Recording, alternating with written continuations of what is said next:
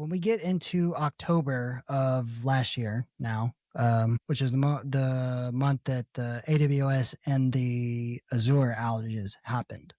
Now, Yeah. this is kind of when things got interesting, right? Now, if you look here, so October 13th, CNBC reports Amazon fires a Palestinian engineer for protesting Nimbus's role in Israeli surveillance during Gaza operations, sparks boycott calls amid and recirculates the leaks in May, right?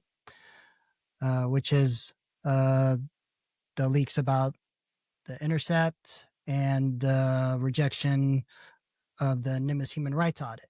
Okay. So those are the leaks he's talking about, right? Now, go here, right? Here's the article. Okay. And it was, you would think this would get a little bit of traction. This is CNBC, right?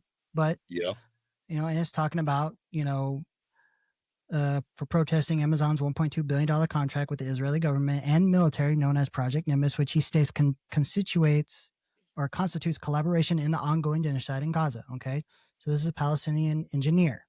Okay, now we go back to the timeline here.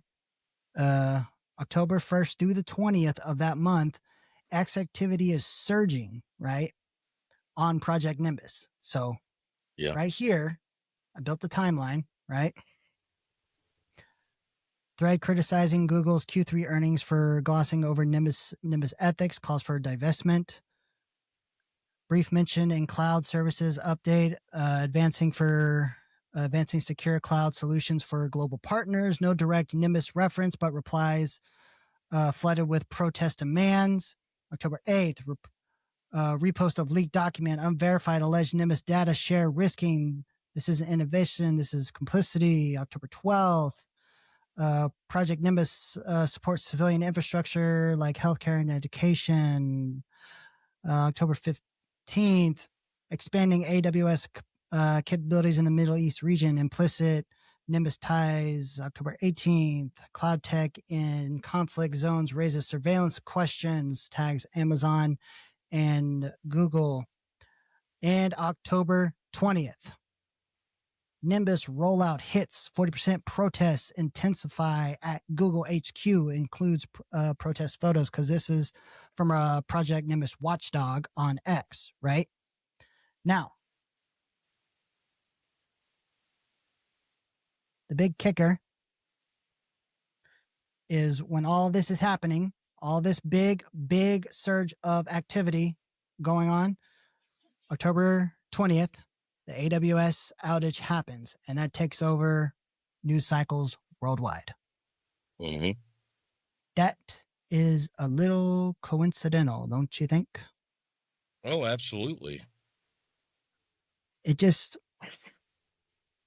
as all of that is surging, all of this news surging about Project Nimbus and is gaining traction. You get the Palestinian engineer fired for protesting. You have all those leaks in May. You have, what was it? So like I said, you have in April of the year before, the Google fired 50 plus employees for protesting Project Nimbus. But then you have February of last year, Google amending its AI principles, and it removes the ban on weapons and surveillance tech. You have the May leaks, the Intercept publishing a major expose on revealing unrestricted data access.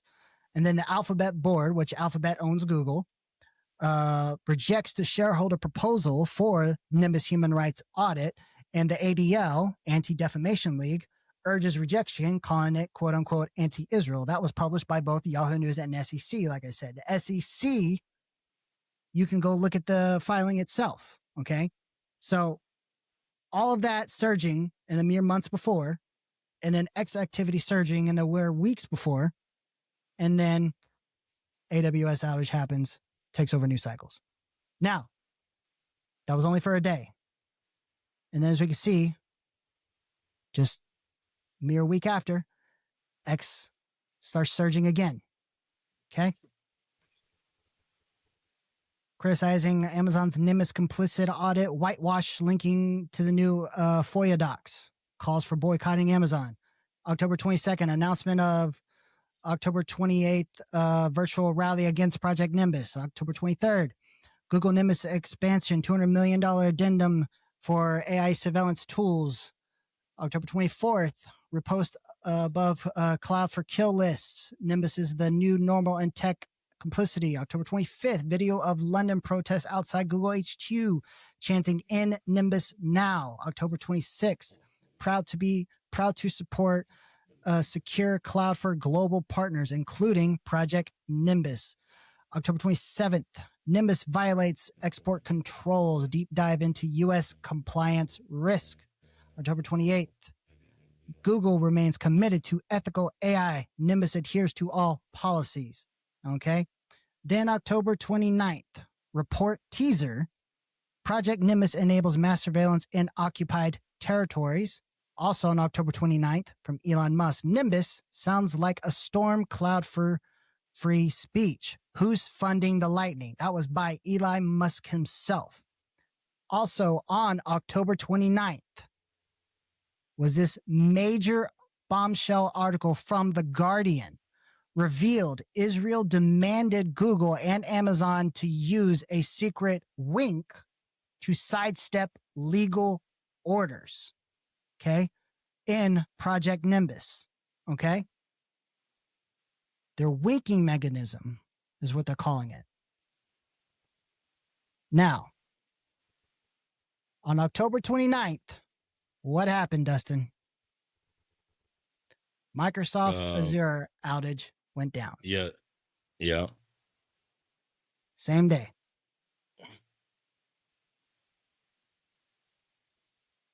I mean, you can't make this stuff up, folks. Same day. Then more reporting and coverage, right? But it still doesn't end there, guys, because as we keep on going, so we keep on building the timeline here. November 8th, leaked documents revealing Google and Amazon's secret agreement to notify Israel of investigations and grant irrevocable IDF access under Project Nimbus despite potential human rights violations. November 9th, the video explaining Project Nimbus as a $1.2 billion Google Amazon cloud contract enabling Israeli military surveillance. And the YouTube link exposing how Project Nimbus powers Israel war cloud. Links Project Nimbus to broader U.S.-funded Israel surveillance efforts in a reply about Zionist cash sponsors. November 10th, Google and Amazon's supply of cloud services supporting Israeli military actions through Project Nimbus. Square Web reposts the same expose video on Nimbus military implications. November 11th, reports on Plus 97.2 magazine investigation into Project Nimbus, where Amazon and Google and Amazon agreed to a winking mechanism, like we just talked about. It just keeps going on, guys. I mean, all the way going up. Then on November 17th, the opinion piece on Project Nimbus from the IOL. Amazon, Project Nimbus, and corporate complicity with genocide from the IOL.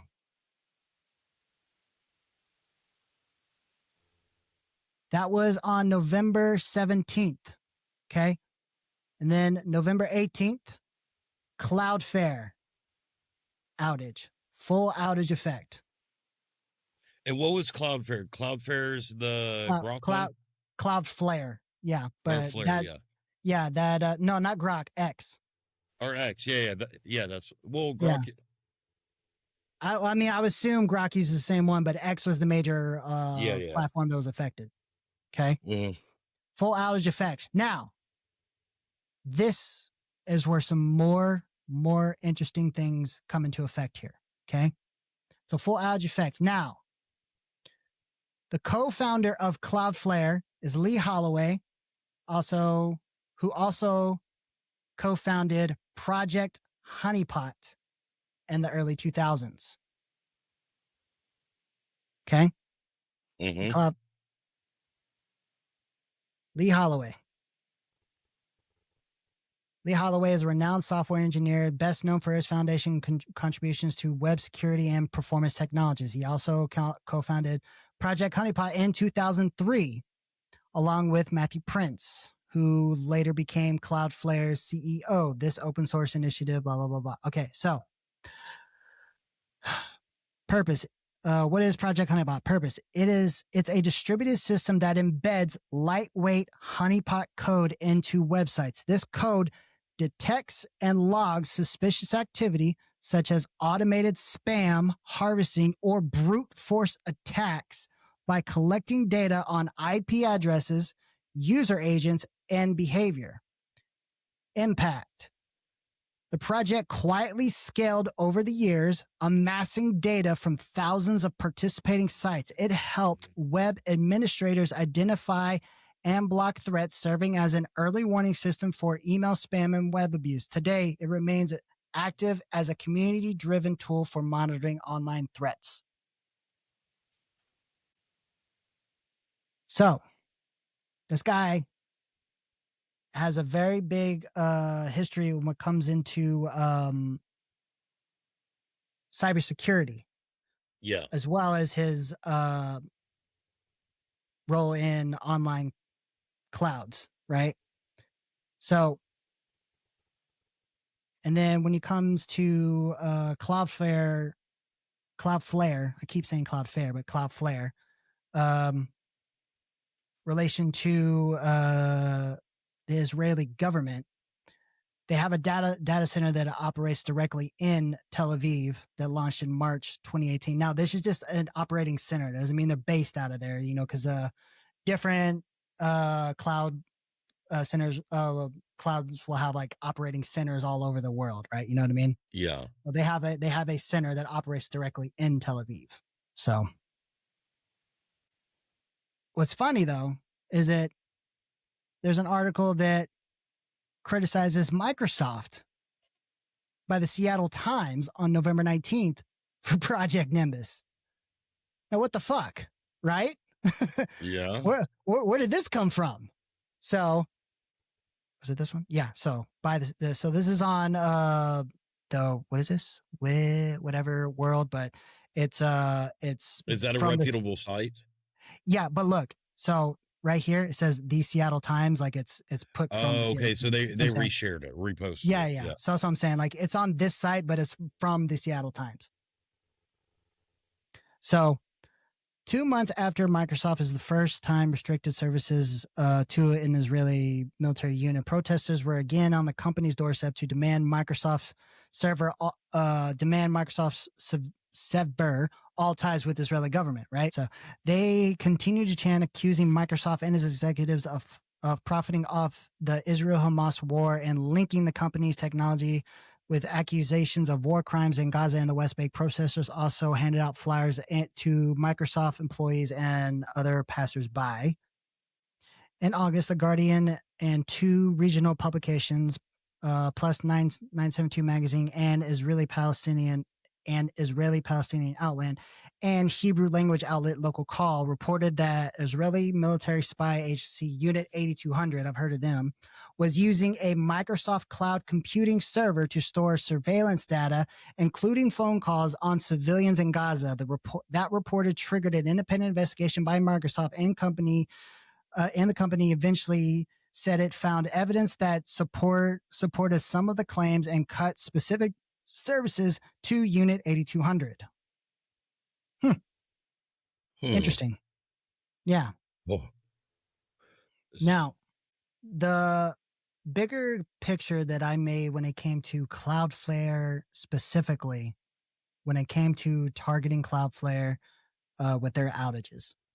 Mm-hmm. This was my interpretation, or I guess determination based off of what I found. Now, take it or leave it. I don't really care. Do your own research, make your own determination. Cloudflare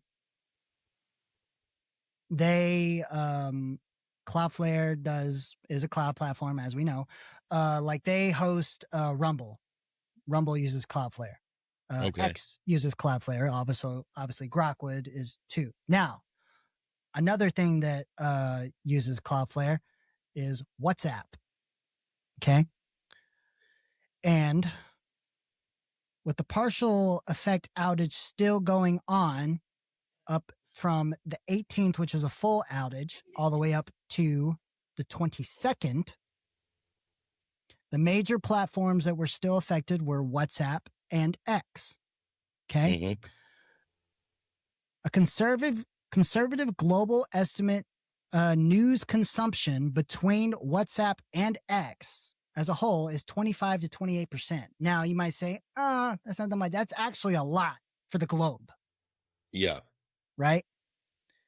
Now, 38% of the global population uses WhatsApp for just basic communication. Because you got to think about it, that uses internet, not phone numbers. Yeah. Right? Well, it uses phone number, but it goes through the internet, right? Yeah. So, because like I used WhatsApp when I was overseas to talk to people back here at home, right? Yeah. And Signal uses AWS, right? I don't know. I mean, maybe, but I don't know. I just know WhatsApp uses Cloudflare. Okay. And then in the Middle East specifically, and then 55 to 60% uses WhatsApp in Asia and the Middle East, and then 4 to 5% uses it in North America. Right now, what I think is interesting about that is that people communicating in these areas, specifically of Asia and the Middle East, which Middle East area and the Asia area where all this conflict is going, you have over half of them that are using this platform that used for communication and some for news, which would, I mean, if you're using your phone for both communication and news, and you're using X for news and WhatsApp for communication, and you can't use it for that period of time, that's a pretty targeted attack when you think about it, right? Mm-hmm. So that was my determination on it, on a pretty targeted way of why you would shut down that or target that cloud platform, and it would go down. Hey, listen to this real quick. So Signal, which server do you think they use? I would assume AWS. They use AWS, Google Computer Engine, and Microsoft Azure. They use 3 servers. All 3. That doesn't sound secure at all. I was thinking the same fucking thing.